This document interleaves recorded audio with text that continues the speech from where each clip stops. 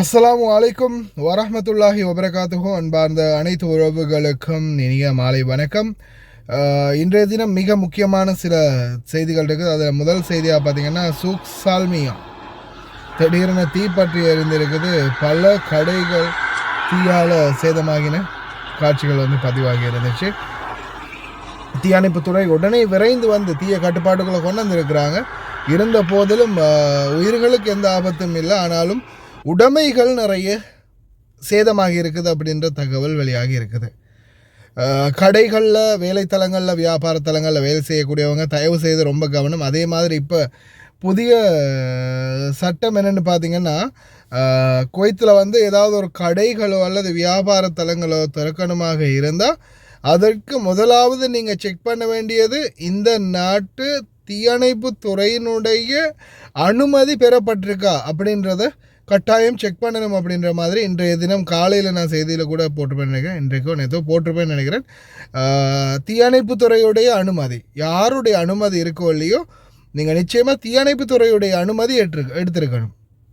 அப்படி எடுக்காத பட்சத்தில் எந்த ஒரு வியாபார தலங்களாக இருந்தாலும் முடக்கப்படும் அப்படின்ற மாதிரி தெரிவிச்சிருக்கிறாங்க.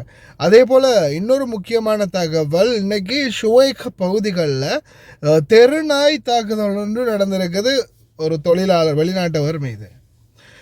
ஷுவைக்கை பொறுத்தவரையில் உங்களுக்கே தெரியும், ஷுவைக் பகுதிகளில் தொடர்ந்துமே இந்த தெருநாய்களுடைய தொல்லை என்பது தொடர்ந்துமே அதிகரித்து கொண்டே இருக்கின்றது. அதே போல் இந்த நாட்டை பொறுத்த வரையில், நம்மளுடைய நாட்டில் சரி, அந்த இடைக்கிட எங்கேயாவது தெருநாய்கள் இருந்துச்சுன்னா பிடிச்சி இன்ஜெக்ஷன் போடுறது, தடுப்பூசிகளை போட்டு மற்ற வேலைகள் பார்க்குறது, அந்த மாதிரி ஏற்பாடுகள் இருக்கும்.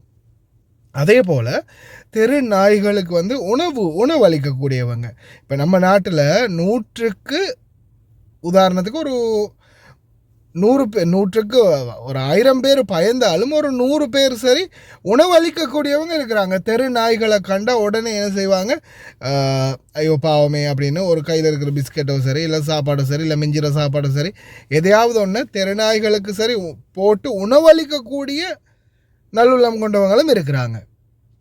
இப்போ இந்தியா, இலங்கையை பொறுத்த வரையில் நம்மளுடைய நாடுகளில் இந்த மாதிரியான வாய்ப்புகள் இருக்குது. ஆனால் இந்த நாட்டை பொறுத்த வரையில் தெருநாய் அப்படின்னாலே எல்லாருமே அந்த ஒதுங்கக்கூடிய தன்மை தான் இருக்குது.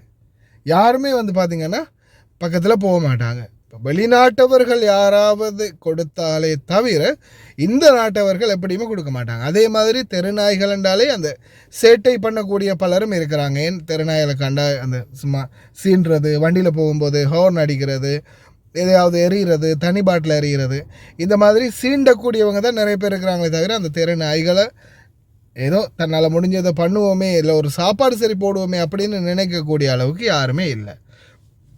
அப்படி இருக்கிறதால பார்த்திங்கன்னா தெரு நாய்களுடைய அந்த தன்மை, இந்த நாட்டில் இருக்கக்கூடிய நாய்களுடைய தன்மை ரொம்பவும் ஆக்ரோஷமாக இருக்கும். அப்படி இருக்கிறதால நம்ம சில நேரங்களில் அதோ சும்மா தானே நிற்கிது நாய் அப்படின்னு நம்ம பாட்டில் போனாலும் விரட்டி கடிக்கிறதுக்கு வாய்ப்பு இருக்குது. அதே மாதிரி பசி, இன்னொரு பக்கம் பசி, நீர், உணவு, நீர், இது ரெண்டுமே இந்த தெரு நாய்களுக்கு கிடைக்கிறது ரொம்பவும் அரிது இந்த நாட்டை பொறுத்தவரையில். ஏன்னா நம்ம நாட்டில் சரி தெருவோரமாக எங்கேயாவது ஹோட்டலில், கடைகளில், சாப்பாட்டு கடைகளில் அந்த சாப்பாட்டோட மிச்சங்கள், எச்சிகள் அப்படி இப்படின்னு அங்கே இங்கே குப்பை தொட்டிகள் அங்கே இங்கேன்னு சாப்பாடு போட்டு வச்சுருப்பாங்க. அப்படி இருக்கிறதால நாய்களுக்கு உணவுகளாவது கிடைக்கும். நம்மளுடைய நாடுகளை பொறுத்தவரையில் அந்த மாதிரி உணவுகள் கிடைக்கிறது அதிகம். குப்பைகள் அங்கே இங்கே நிறைஞ்சிருக்கிறதால அங்கே இங்கே ரோட்டோரமாக கடைகளில் உள்ள குப்பைகள் அப்படி இப்படின்னு இருக்கும்போது இந்த நாய்களுக்கான சாப்பாடு ஏதாவது ஒரு வகையில் கிடைக்கும். ஆனால் இந்த நாட்டை பொறுத்த வரையில் நாய்க்கு யாராவது சாப்பாடு கொண்டு போய் போட்டாதானே தவிர உணவுன்றது அந்த நாய்க்கு இல்லை. உணவு ரொம்பவும் குறைவு. அப்போது இந்த மாதிரியான சூழலில் நாய்கள் இன்னும் அந்த பசி கொடுமை ஒன்று இருக்கு இல்லையா, பசியுடைய கொடுமை எதை தாங்கினாலும் பசியை தாங்க முடியாதுன்னு சொல்லுவாங்க இல்லையா. அப்போ அது மனிதன் நம்மளுக்கே சிலர் பாருங்கள், பசியோட கொடுமையில் திருட போகிறோம். நம்மளுடைய பசி கொடுமை தாங்க இல்லாமல் ஒரு சிலர் திருடுறோம், பொய் சொல்கிறோம், கொலை பண்ணுறோம், எத்தனையோ விஷயங்கள் நடக்குது. ஏன் ஆஃப்டர் ஆல் பசிக்காக கொலை நடந்திருக்குது, கொள்ளை நடந்திருக்குது இல்லையா. பசிக்காக எத்தனையோ விடயங்கள் நடந்திருக்குது இல்லையா, போராட்டம் நடந்திருக்குது. இந்த மாதிரி எத்தனையோ விடயங்கள் நடக்கும்போது அப்போ இந்த பசிக்காக ஆறறிவு புத்தி உள்ள மனுஷனே இவ்வளவு செயல்பாடுகள் செய்யும்போது ஐந்தறிவு அந்த மிருகங்களுக்கு வந்து எதுவுமே இல்லை. அது வந்து யாராக இருந்தாலும் கடிக்கத்தான் செய்யும், அதோடைய அந்த குணத்தை காட்டத்தான் செய்யும். ஏன்னா மிருகம் என்ற வகையில் மனித மிருகங்களையும் தாண்டி நன்றி உள்ள ஜீவன் நாய். ஆனால் அந்த நாயே விசர எடுத்து மனிதர்களை கடித்து தன்னுடைய பசி ஆற்றிக்கொள்கிற அளவுக்கு நிலைமை போயிருக்குதுன்னா காரணம் உணவின்மை தான். இன்ஷா அல்லாஹ் இந்த பலதியாவால் சரி கொஞ்சம் ஓரளவுக்கு ஏற்பாடு பண்ணி உணவுகளை கொடுத்தாங்கன்னா ரொம்ப நல்லா. அதே மாதிரி நீங்கள் உணவுகள் கொடுக்குறதுனாலும் தூரமாக கொஞ்சம் தடவி கொடுக்கறது தடவி கொடுக்கறது இந்த மாதிரி விளையாட்டு வேணாம் இந்த நாட்டை பொறுத்தவரையில். ஏன்னா நாய்க்கு நீங்கள் சாப்பாடு தான் வைக்கிறீங்க, நல்லது தான் நினைக்கிறீங்க, ஆனாலும் பாஞ்சு கடிச்சு வைக்கிறதுக்கு வாய்ப்பு இருக்குது. அதே மாதிரி இன்னொன்று என்னென்னா இந்த நாட்டை பொறுத்த வரையில் நாய்களுக்கு எந்த ஒரு தடுப்பூசியும் ஆஃப்டரால் எந்த ஒரு தடுப்பூசியும் போட்டில்லை. நம்ம நாட்டை பொறுத்த வரையில் சரி எங்கேயாவது ஒரு இடத்துல விரட்டி பிடிச்சி ஒரு ஏதாவது விசர் கடிக்கான ஊசி, அதே மாதிரி அந்த நீர்வெறுப்பு நோய்களுக்கான ஊசி, இந்த மாதிரி ஒரு ஊசிகள் வந்து இடைக்கிட நம்மகிட்ட அந்த சுகாதார அமைச்சக அதிகாரிகள் இருக்கிறாங்களே அவங்க போய் போடுவாங்க. வெட்டினரி அதிகாரிகள் வந்து இடைக்கிட போடுறத நம்மளே பார்த்துருக்கோம் பல தடவை. ஆனால் இந்த நாட்டை பொறுத்தவரை அந்த மாதிரி எதுவுமே இல்லை. அதனால் இந்த நாய்களுடைய பற்கள்லையும் விஷம் அது அதிகமாக இருக்கலாம், பாக்டீரியாக்களும் அதிகமாக இருக்கலாம். அதனால் உயிரிழக்கிறதுக்கும் வாய்ப்பு இருக்குது. ஏன்னா குவைத்தில் இப்போ நாய் கடித்து நான் நினைக்கிறேன் இது வரைக்கும் கிட்டத்தட்ட 4-5 மரணங்கள், குவைத்தி குழந்தை, குவைத்தி ஒரு குடிமகன், வெளிநாட்டவர், இந்த மாதிரி பல மரணங்கள் ஏற்பட்டிருக்குது நாய் கடிப்பால் மட்டுமே. அதனால் தயவு செய்து இந்த உணவு வைக்கிறீங்களா, நல்லது செய்கிறீங்களா, நல்லது செய்யுங்க, ஆனால் தூரமாக நின்று செய்யுங்க. தடவி கொடுக்கறதுக்கு பாசம் காட்டுறதுக்கு போகாதீங்க.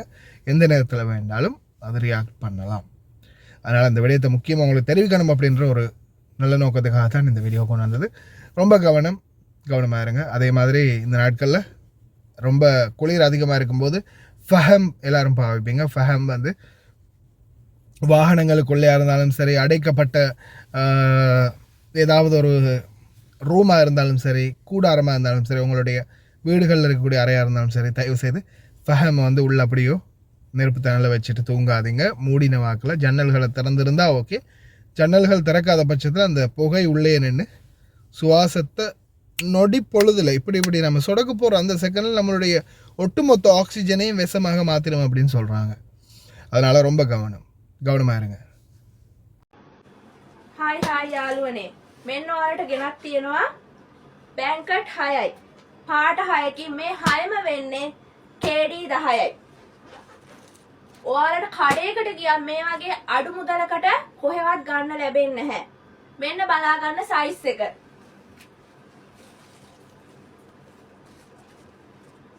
මේ විදිහට තමයි සයිස් එක තියෙන්නේ. ලොකුම සයිස් එක.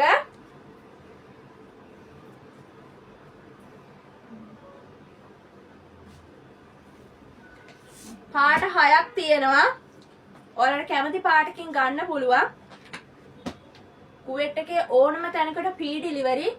ඉතින් කතා කරන්න අපගේ numbers වලට ස්ක්‍රීන් එකේ අපගේ number තියෙනවා.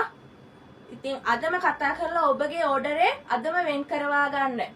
லயன் எக்ஸ்பிரஸ் கார்கோ நம்பகமான கார்கோ.